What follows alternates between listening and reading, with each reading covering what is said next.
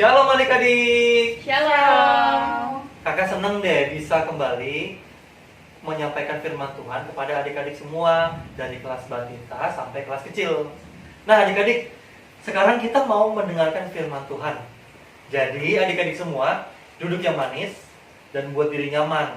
Tapi kalau bisa jangan tiduran, jangan sambil makan. Tapi kalau haus boleh sesekali minum. Pokoknya buat diri nyaman lah supaya dengerin firman Tuhannya juga enak, oke? Nah adik-adik, sebelum kakak mau lanjutin firman Tuhan, kakak mau ulang nih. Kita mesti tahu dua hal, ya kan? Hal pertama yang kita mesti tahu adalah kita harus tahu siapa musuh kita. Musuh kita bukan teman kita, tapi musuh kita adalah si jahat, yaitu iblis. Kakak bukan lagi ngomongin setan-setanan loh, bukan lagi ngomongin hantu-hantuan, bukan. Soalnya ada yang lebih berbahaya daripada cuma hantu-hantuan. Nih ya adik-adik ya, manusia itu tanpa sadar suka kemasukan pengaruh jahat. Pengaruh jahat itu bisa berupa kesombongan, sombong, terus iri hati, terus malas, terus malas sekolah minggu, malas baca firman Tuhan, bagi yang udah bisa baca, terus benci orang lain, gampang marah, pikirannya jelek terus, curiga terus sama orang lain. Nah, dan masih banyak lagi yang lainnya. Itu semua adalah pengaruh si jahat yang bisa masuk ke dalam diri kita. Gitu adik-adik. Nah, kakak ulang lagi, pengaruh-pengaruh si jahat ini harus kita sadari. Pokoknya pengaruh jahat itu adalah segala sesuatu yang membuat kita berbuat dosa atau menjauh daripada Tuhan.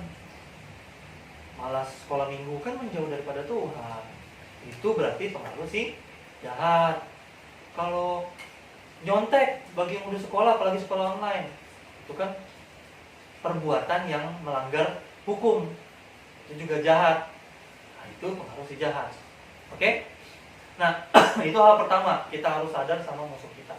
Hal kedua adalah untuk bisa menghadapi pengaruh jahat dalam diri kita, kita harus menggunakan perlengkapan senjata Allah atau biasa disebut sebagai perlengkapan rohani.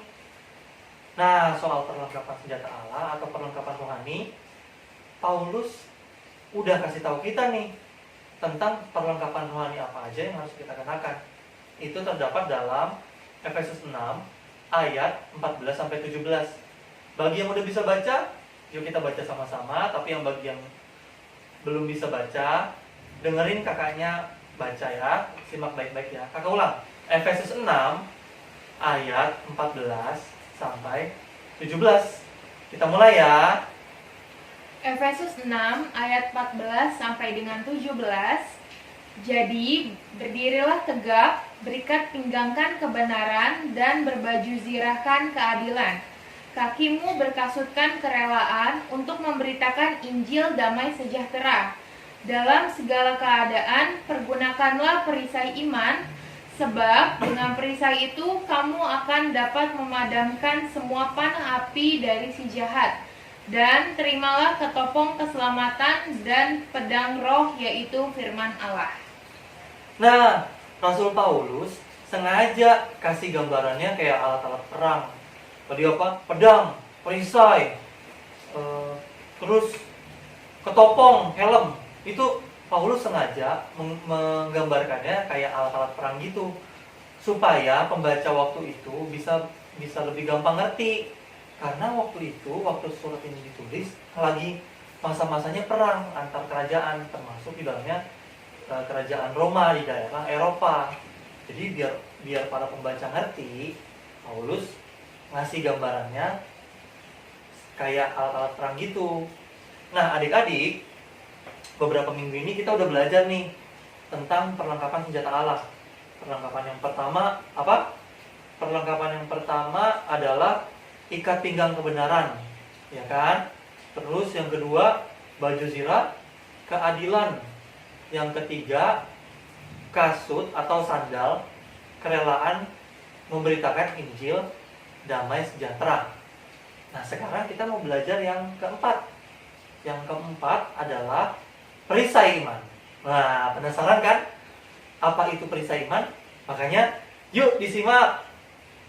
Nah, adik-adik, sebelum kakak ngelanjutin pelajaran tentang perisai iman, kakak mau ingetin nih, kakak mau kasih tahu nih, bahwa kita nggak perlu deh takut-takut sama hantu waktu ke kamar mandi sendirian. Apalagi kalau ke kamar mandi sendiriannya masih siang, udah takut. Nah, kayaknya kita nggak perlu deh takut-takut sama hantu waktu ke kamar mandi sendirian. Siapa yang masih takut? Ayo. Nah, bagi yang masih angkat tangan, kakak mau kasih tahu tadi nih, kakak ulang nih. Kita nggak perlu takut sama hantu-hantuan gitu waktu pergi ke kamar mandi sendirian. Soalnya gini adik-adik, ketakutan sama hantu, termasuk waktu pergi ke kamar mandi sendirian, ketakutan sama hantu itu adalah salah satu pengaruh jahat yang mau ditanamkan ke kita. Si jahat atau iblis mau kita lupa sama Tuhan, mau kita lupa sama Tuhan yang hadir di mana saja, karena kita takut sama hantu. Jadi waktu kita takut sama hantu, kita lupa deh sama Tuhan. Nah, itu adalah pengaruh si jahat adik-adik. Nah, jadi kakak mau kasih tahu kita nggak perlu takut sama hantu ya. Oke? Nah, kakak mau mulai nih materinya. Siap-siap ya. Nah, adik-adik tahu nggak perisai itu apa? Perisai itu adalah benda lebar yang dipegang sama prajurit. Benda ini itu fungsinya untuk melindungi prajurit dari serangan musuh. Nah, maksud Paulus dari perisai iman adalah kita harus menggunakan iman kita atau keyakinan kita kepada Tuhan sebagai pelindung dari serangan pengaruh si jahat.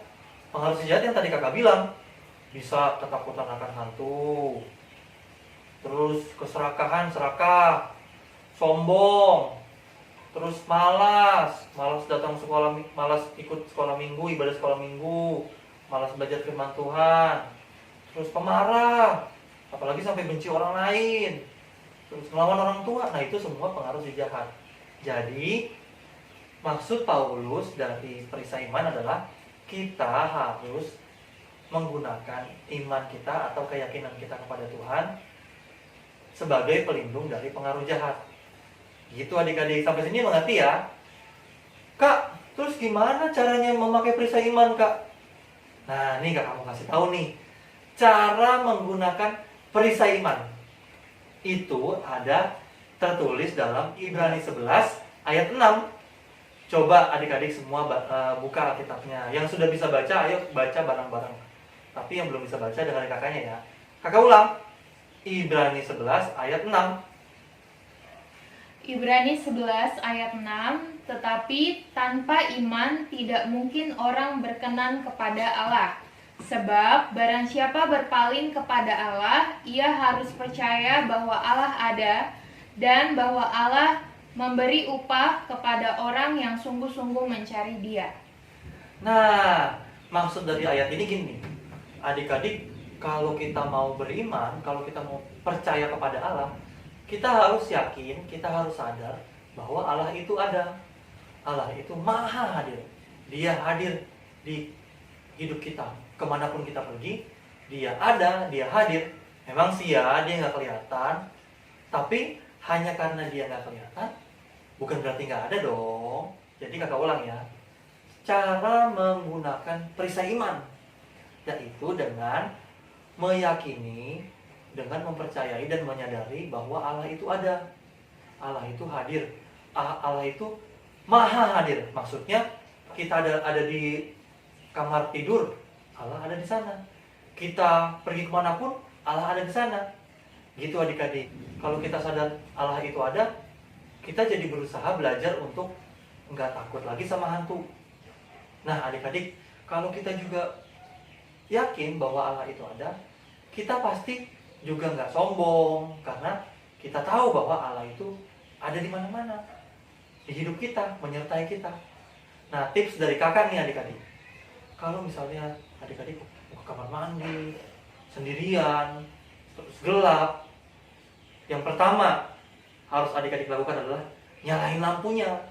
Masa pergi kamar mandi gelap-gelap, Agak susah dong. Jadi yang pertama nyalain lampunya.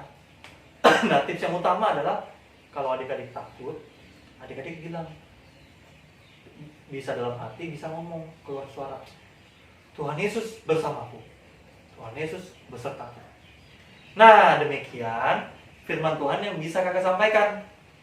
Nah, adik-adik jangan lupa nih tantangan yang udah selama ini dikasih tau kakak-kakaknya, kakak-kakak sekolah minggu, yaitu dengan menghias kamar dengan 12 ayat hafalan kita. Jadi jangan lupa untuk menghias kamar dengan 12 ayat hafalan.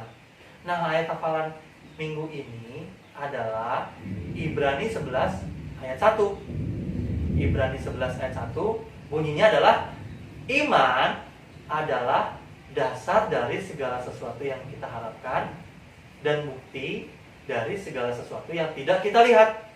Kakak ulang ya. Ibrani 11 ayat 1. Iman adalah dasar dari segala sesuatu yang kita harapkan dan bukti dari segala sesuatu yang tidak kita lihat. Oke? Nah, sekarang kita berdoa yuk. Tuhan, kami mengucap syukur kami sudah belajar mengenai perisai iman. Maksudnya kami belajar menggunakan iman atau keyakinan kami kepadamu sebagai pelindung terhadap pengaruh jahat. Pengaruhnya bisa berupa kesombongan, iri hati, takut akan hantu, dan yang lainnya. Tuhan, bantu kami untuk kami boleh menyadari kehadiran-Mu. Berkati papa mama kami, berkati saudara-saudara kami, orang-orang yang kami cintai. Terima kasih Tuhan Yesus, mampukan kami untuk melakukan firman-Mu. Hanya di dalam nama Tuhan Yesus kami sudah berdoa dan mengucap syukur. Amin. Nah, adik-adik, sekian ya dari kakak ya. Jadi, tetap sehat, tetap semangat, dan tetap jadi berkat. Satu lagi, jangan lupa untuk bahagia. Oke? Tuhan Yesus memberkati. Bye.